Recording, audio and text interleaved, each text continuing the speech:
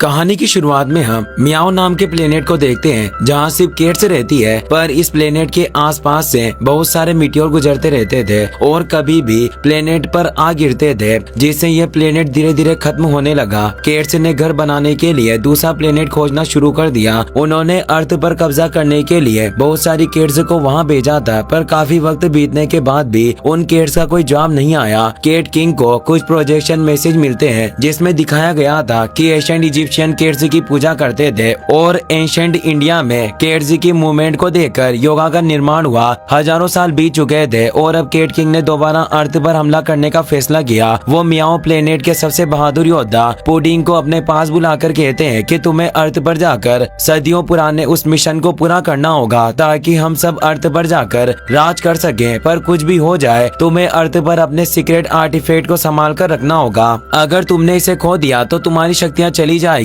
इसके अलावा अगर तुम खतरे में रहो तो केट्स अल्टीमेट डिफेंस डेथ ग्लेयर का इस्तेमाल करना। पुडिंग सारी चीजें समझ गया और केट शिप लेकर अर्थ की तरफ चला गया। फिर अर्थ पर हम शो लोंग को देखते हैं। वो फुटबॉल गोलकीपर था, पर रिटायरमेंट के बाद एक कमेंटेटर बनने की कोशिश करता है, मगर वो बहुत धीरे धीरे कमेंट्री कर रहा था, जिस वजह से सब उसका मजाक उड़ाते हुए जोर जोर से हंसने लगते हैं। वो अपना खुद का एक बिजनेस भी शुरू करने की कोशिश करता है, पर उसके प्रोडक्ट काफी बेकार थे, जिस वजह से उसका बिजनेस भी फेल हो गया और उसे काफी नुकसान होता है। शो लोंग की बेटी योयो के पैर में जन्म से खराबी थी, जिसकी वजह से वो ठीक से चल नहीं पाती। स्पोर्ट्स क्लास के दौरान वो बाकी स्टूडेंट्स की तरह गेम खेलने लगती है, पर टीचर ने उसे रोक दिया। योयो के खराब पैर की वजह से स्कूल के बाकी बच्चे भी उसके साथ दोस्ती नहीं करते और उसका मजाक बनाते हैं। योयो को इससे काफी बुरा लगा और वो भगवान से प्रार्थना करती है कि मुझे एक अच्छे और सच्चे दोस्त की जरूरत है। उसी वक्त पुडिंग अर्थ के एटमॉस्फेयर में आ गया, पर मौसम खराब होने की वजह से उसकी केट शिप पर बिजली गिर जाती है, जिसकी वजह से शिप क्रैक होने लगती है। पुडिंग के गले से सीक्रेट आर्टिफैक्ट निकलकर बाहर गिर जाता है। वो कुछ करे उससे पहले केट शिप दूर जंगल में आ गिरती है। खुशकिस्मती से पुडिंग को ज्यादा चोट नहीं लगती और वो शिप से बाहर निकलकर सिटी की तरफ चला जाता है। शो लोंग को फुटबॉल टीम मैनेजर मिस्टर लिन का फोन आता है। वो कहता है कि मैं अपनी वाइफ से मिलने के लिए कहीं बाहर जा रहा हूँ, पर मेरी वाइफ की केट मेरे पास है और मैं उसे अपने साथ लेकर नहीं जा सकता। मैं चाहता हूँ कि मेरे वापस आने तक तुम उसका ध्यान रखो।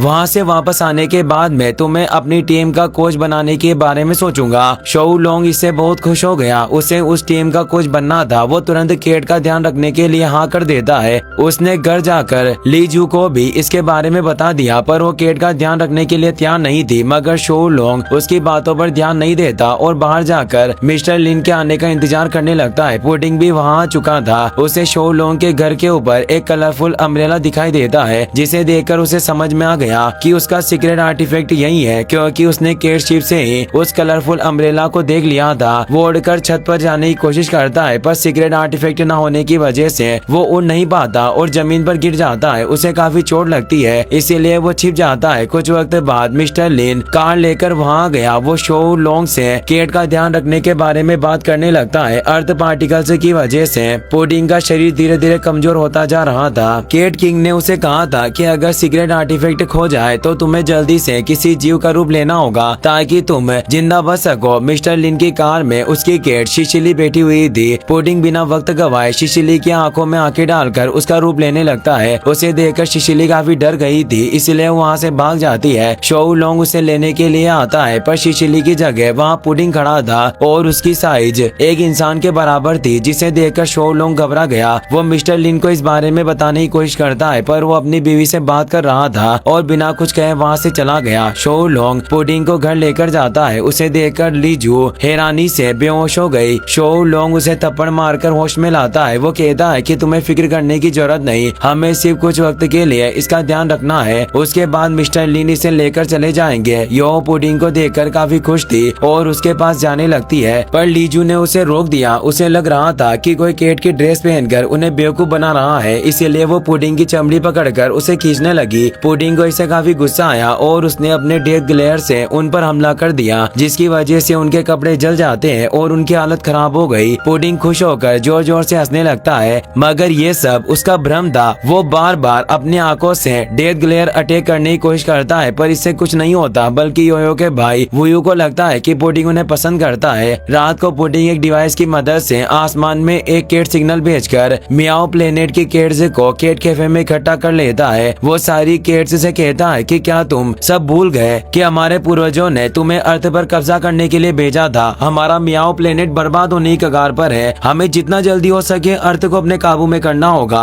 एल्डर केट कहती है कि भले ही इंसान हमारे मालिक है, पर वो हमारा गुलाम की तरह काम करते हैं। वो हमें खाना खिलाते हैं और हमारी पोटी तक साफ करते हैं। इसके अलावा अब हमें और क्या चाहिए? बेहतर होगा कि तुम केट किंग को भी अर्थ पर लेकर आओ। उन्हें बस अपने लिए एक अच्छा मालिक ढूंढकर क्यूट बनने का नाटक करना है। उसके बाद इंसान उनका ध्यान रखना शुरू कर देंगे। पुडिंग को इससे बहुत गुस्सा आया। वो कहता है कि तुम बस इंसानों के साथ रहकर अपना असली मकसद भूल चुके हो। पर कोई बात नहीं, जैसे ही मुझे मेरा सीक्रेट आर्टिफैक्ट मिल जाएगा मैं एक एक करके सारे इंसानों को खत्म कर दूंगा। सबसे पहले मैं उसी फैमिली को नष्ट करूंगा जिनके साथ मैं रहता हूँ। ये कहकर वो घर आ जाता है और चाकू लेकर लीजू को मारने के लिए उसके कमरे में जाता है, मगर लीजू को रात में चलने की बीमारी थी। वो अचानक सामने आकर पुडिंग को फर्स्ट फ्लोर से नीचे गिरा देती है, जिसकी वजह से चाकू उसके ही पंजों में घुस गया। वो वुयू के कमरे में जाकर उस पर हमला करने की कोशिश करता है, लेकिन वुयू टॉय गन लेकर सोता था क्योंकि उसकी मॉम उसे रोज जल्दी उठा देती थी। पुडिंग ने गलती से स्विच बोर्ड पर पैर रख दिया, जिसकी वजह से उसे शॉक लगता है और चाकू दोबारा उसके पंजे में घुस गया। वो थका हारा योयो पर हमला करने वाला था, पर उसका मासूम चेहरा देखकर वो हमला नहीं करता और चुपचाप सो जाता है। अगले दिन शो लोंग अपनी फैमिली को लेकर बाहर चला गया। मौके का फायदा उठाकर पुडिंग अपना सीक्रेट आर्टिफैक्ट ढूंढने लगता है, पर उसे वेपन के बारे में कुछ नहीं पता चलता और शो लोंग वापस आ जाता है। पुडिंग ने घर की सारी चीजें तहस नहस कर दी थी, जिस पर से लीजू को उस पर बहुत गुस्सा आता है और वो पुडिंग पर हमला करने लगी। शो लोंग के रोकने पर भी वो नहीं मान रही थी, तो वो उसे किस करके शांत करता है। सब साथ मिलकर सामानों को समेटने लगते हैं। चीजों के बीच लीजू को अपना खोया हुआ ब्रेसलेट मिल गया, जिसे देखकर वो खुशी से रोने लगती है क्योंकि वो ब्रेसलेट उसकी मॉम की आखिरी निशानी थी। शो लोंग और दोनों बच्चों को भी अपनी खोई हुई चीजें वापस मिल जाती है, जिससे खुश होकर वो पुडिंग को थैंक्स कहते हैं, मगर पुडिंग जरा भी खुश नहीं था। वो उनके खाने में जहर मिला देता है। लीजू कभी भी घर पर खाना नहीं बनाती और आज भी उसने सिर्फ पुडिंग के लिए खाना बनाया, जबकि वो अपने लिए पिज्जा ऑर्डर करके खाते हैं। लीजू पुडिंग को जहर वाला खाना खिलाने लगती है, पर पुडिंग डरकर वहाँ से भाग गया। रात में दो चोर पास के घर में चोरी करने की कोशिश कर रहे थे। पुडिंग ने उन्हें देख लिया और उस शो लोंग के घर का दरवाजा खोल देता है। दोनों चोर अंदर आकर कीमती सामान ढूंढने लगे। उनकी आवाज सुनकर सारे फैमिली मेंबर्स जाग गए, लेकिन चोर उन्हें डराकर चुपचाप एक जगह पर बिठा देते हैं। शो लोंग उन्हें अपने बेकार प्रोडक्ट दिखाकर उनका ध्यान भटकाने की कोशिश करता है। पुडिंग दूर से ये सब देख रहा था। वो फैमिली को उसके बारे में पता चल जाता है, पर वो उसे खतरे में नहीं डालना चाहते थे, इसीलिए वो चारों इशारे करके उसे वहाँ से दूर जाने के लिए कहते हैं। पुडिंग इससे काफी इमोशनल हो गया क्योंकि वो सब खुद खतरे में होने के बावजूद उसकी फिक्र कर रहे थे। दोनों चोर शो लोंग की बातों से परेशान होकर उस पर हमला करने लगते हैं, लेकिन पुडिंग वहाँ आ गया। दोनों चोर उसे देखकर जोर जोर से हंसने लगे। पुडिंग जोरदार मुक्का मारकर उन्हें दूर गिरा देता है, जिसकी वजह से वो बेहोश हो गया। वो फैमिली खुश होकर पुडिंग को गले लगाती है, जिससे उसे भी काफी अच्छा लगा। अगले दिन योयो स्कूल चली जाती है, पर वो अपने मैथमेटिक्स के टेस्ट में फेल हो गई थी। टीचर ने उसे अपने पेरेंट्स को स्कूल लाने को कहा था, पर योयो अपने पेरेंट्स को अपने फेल होने के बारे में बताने से डर रही थी। पुडिंग अपने सीक्रेट आर्टिफैक्ट को ढूंढ रहा था, पर गलती से उसके सिर पर एक कपड़ा गिर जाता है। उसे देखकर योयो को आइडिया आया। अगले दिन वो पुडिंग को कपड़े और मास्क पहनाकर अपने स्कूल ले गई। टीचर पुडिंग से योयो की शिकायत करने लगती है, पर पुडिंग उसका कोई जवाब नहीं दे रहा था, जिस वजह से टीचर को उस पर शक होने लगा और उसका मास्क उतारने की कोशिश करती है। तभी पुडिंग ने जोर से छींक मार दी, जिसकी वजह से उसका मास्क टीचर के मुंह पर जा गिरा। योयो टीचर का चश्मा उतारकर साफ करने लगी ताकि उसे पुडिंग के असलियत के बारे में पता न चले। टीचर चश्मे के बिना ठीक से नहीं देख पा रही थी। इतनी देर में योयो ने पुडिंग को दोबारा से मास्क पहना दिया। अचानक पुडिंग को बाहर एक चिड़िया दिखाई देती है और उसे पकड़ने के लिए बाहर भाग गया। योयो रोते हुए टीचर से कहती है कि मैंने पहले आपको इस बारे में नहीं बताया, पर मेरी मॉम को एक अजीब बीमारी है, जिसकी वजह से वो एक केट में बदलती जा रही है। इसी कारण वो चिड़िया को पकड़ने के लिए बाहर भाग गई। टीचर को उसके झूठ पर भरोसा हो गया। वो कहती है कि अब मुझे समझ आ गया कि तुम पढ़ाई में इतनी कमजोर कैसे हो, पर तुम्हें फिक्र करने की जरूरत नहीं। अब से मैं तुम्हें कुछ नहीं कहूँगी, तुम बस अपनी मॉम का ख्याल रखना।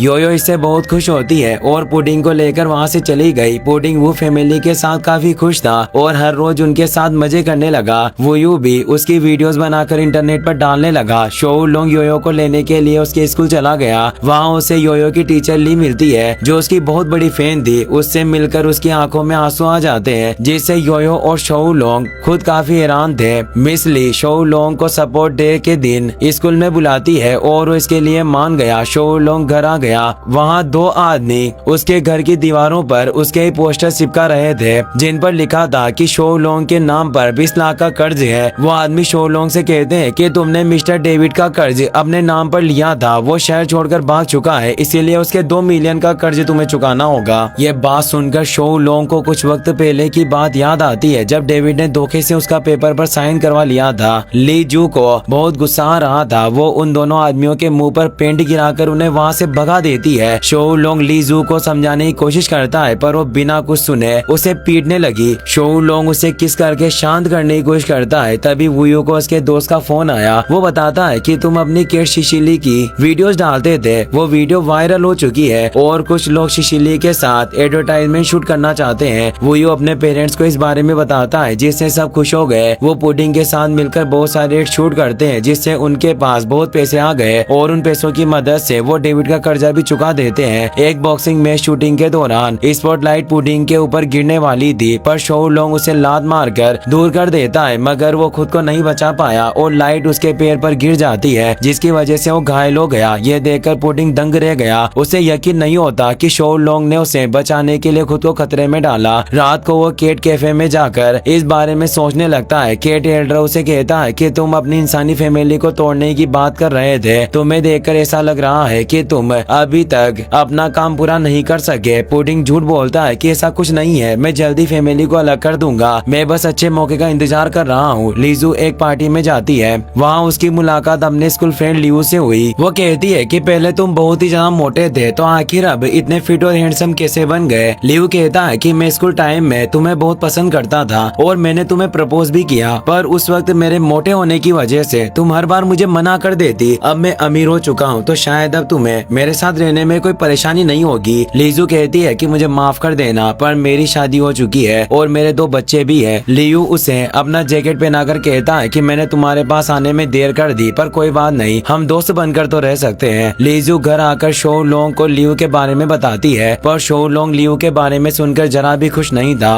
और बार में आकर शराब पीने लगता है। हाई प्रीस्ट वहाँ आकर उसके भाग्य के बारे में बताते हैं और कहता है कि तुम बहुत खुशकिस्मत हो जो आज हम दोनों यहाँ मिल गए। उसका दोस्त वांग भी वहाँ आ गया। वो मैप दिखाते हुए पूछता है कि क्या ये किंग चोंग जेन के किंग और मिंग ट्रेजर के मैप हैं। शोउ लोंग वहाँ से जाने लगता है पर हाई प्रीस्ट ने उसे रोक लिया। वो मैप देखकर बताता है कि ये सच में किंग चोंग जेन का ट्रेजर मैप है। उस ट्रेजर पर पहुँचने के लिए 3 मैप्स की जरूरत है। 2 मैप यहाँ मौजूद है और मैंने तीसरे मैप के मालिक को भी यहाँ बुला लिया है। तभी उनका तीसरा साथी एलेक्स वहाँ गया। वो हाई प्रीस्ट को तीसरा मैप दिखाता है जिसे देखकर वो एकदम खुश हो गया। वांग कहता है कि मेरे दादाजी ने मुझे बताया था कि अगर तीनों मैप एक साथ मिल जाए तो हम किंग चोंग जेन के 30,000 सोने के सिक्के खोज सकते हैं। पर अफसोस की बात है कि मुझे एक खतरनाक बीमारी है और मैं 3 महीनों के अंदर मर जाऊंगा। मैं इन मैप्स को बेचकर अपनी फैमिली के लिए पैसे छोड़ना चाहता हूँ। मुझे बस 2 मिलियन की जरूरत है। एलेक्स कहता है कि मुझे भी खजाने में कोई दिलचस्पी नहीं है, मुझे बस 1 मिलियन चाहिए ताकि मैं थाईलैंड जाकर अपना जेंडर चेंज करवा सकूं। हाई प्रीस्ट कहता है कि अभी के हिसाब से 30,000 सोने के सिक्के की कीमत लगभग 370 मिलियन होगी। अफसोस की बात है कि मैंने दुनिया की मोह माया को त्याग दिया, जिस वजह से मैं इन मैप्स को नहीं खरीद सकता। एक कपल उनकी बातें सुन रहे थे और मैप्स खरीदने के लिए कह रहे थे। हाई प्रीस्ट शोउ लोंग से कहता है कि मैं इन बेवकूफों को मैप्स नहीं खरीदने दूंगा। मैं चाहता हूँ कि तुम इस मौके को अपने हाथ से मत जाने दो और सिर्फ 3 मिलियन देकर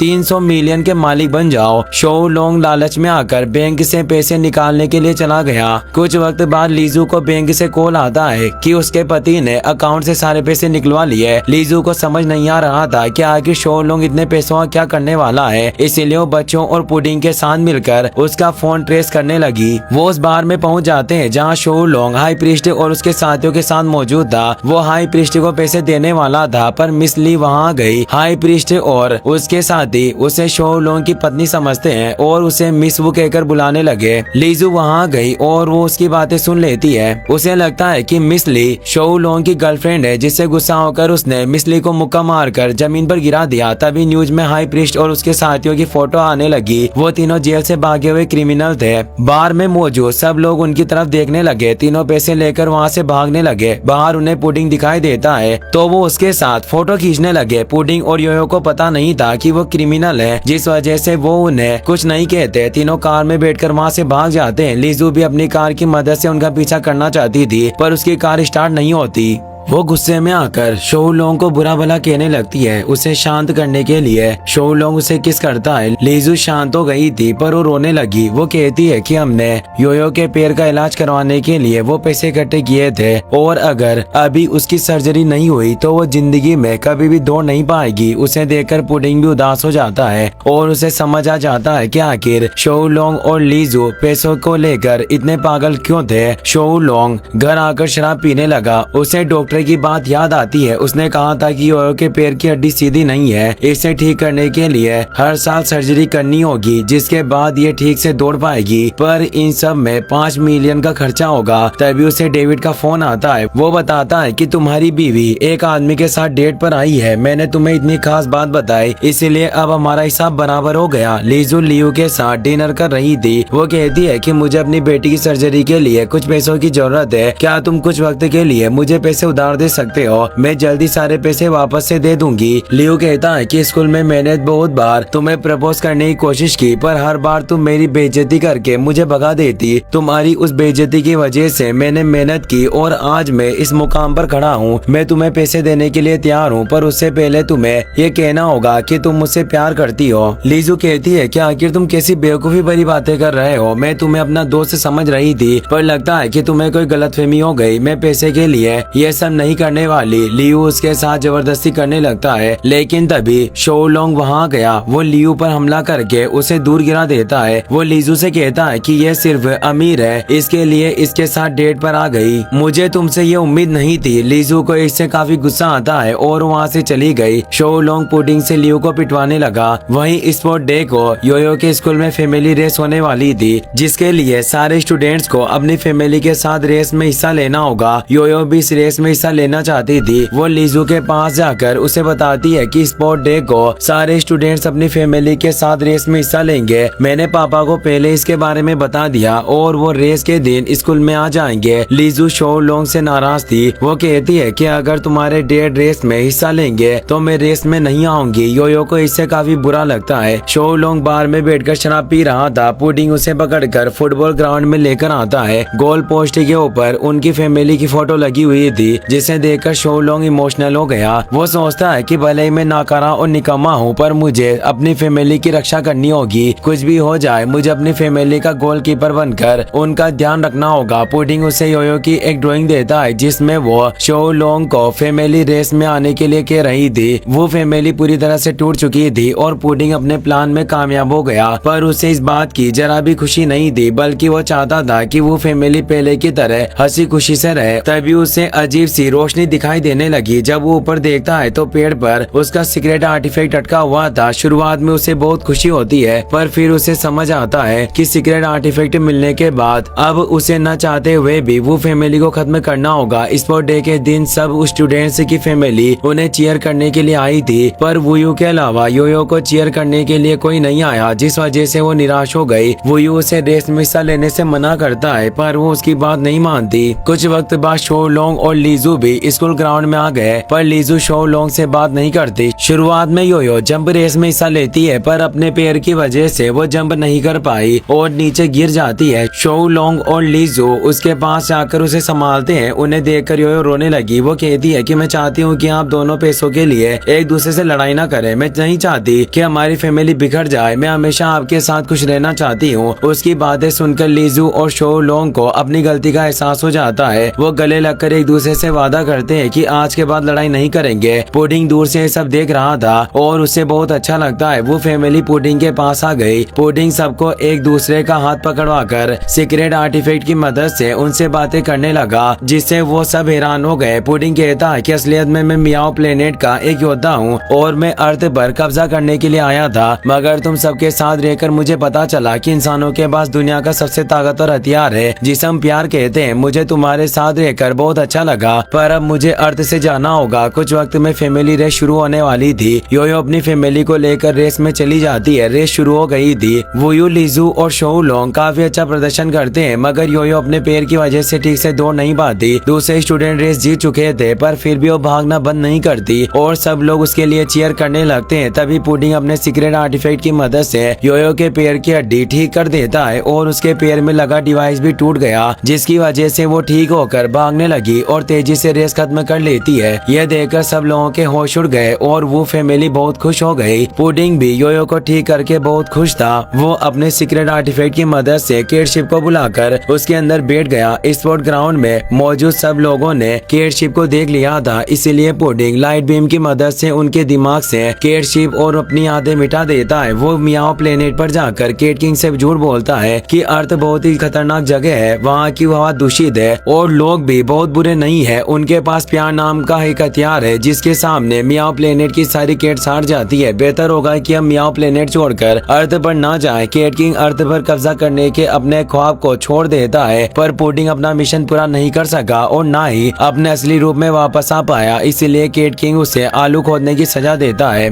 जबकि अर्थ पर वो फैमिली खुशी खुशी अपनी जिंदगी जी रही थी। लिजू एक अच्छी मॉडल बन जाती है और शोउ लोंग एक फुटबॉल कोच बन गया। योयो भी अपने पेट ठीक होने से खुशी खुशी नए दोस्त बनाकर उनके साथ खेलने लगी, लेकिन पुडिंग मियाओ प्लेनेट पर अकेला पड़ गया था और आसमान की तरफ देखते हुए रोने लगा। एक दिन अचानक वुफियन प्लेनेट के डॉग्स मियाओ प्लेनेट पर आ गए। वो कहते हैं कि हमें अर्थ पर जाना है, पर हमें भूख लग रही है, क्या तुम हमें कुछ खाने के लिए दे सकते हो? पुडिंग उन्हें आलू खाने के लिए दे देता है और उनके स्पेसशिप में बैठकर अर्थ पर चला जाता है। वो फैमिली के पास जाता है, पर उन्हें देखकर वो बहुत डर गए और घर के अंदर चले जाते हैं। पुडिंग को लगता है कि लाइट बीम ने उनके दिमाग से भी उसकी सारी यादें मिटा दी होगी, जिस वजह से वो उसे पहचान नहीं सके। वो निराश होकर वहाँ से जाने लगता है, लेकिन वो फैमिली पुडिंग के पोस्टर्स लेकर दोबारा उसके पास आ गए। लाइट बीम की वजह से भी उनके दिल से उसकी सारी यादें नहीं मिटी, क्योंकि प्यार दिमाग में नहीं दिल में होता है। वो उसे घर के अंदर ले गए और सब बैठकर खुशी खुशी खाना खाने लगे। न्यूज में हाई प्रीस्ट और उसके साथियों की फोटो दिखाई जा रही थी। रिपोर्टर कहती है कि इन चोरों ने किंग चोंग जेन के 30,000 मैप से चुरा लिए, जिनकी कीमत 100 मिलियन बताई जा रही थी। यह न्यूज देखकर वो फैमिली बहुत खुश हो गई, क्योंकि उनके पास वो तीनों मैप्स थे। इसी के साथ मूवी की हैप्पी एंडिंग हो जाती है।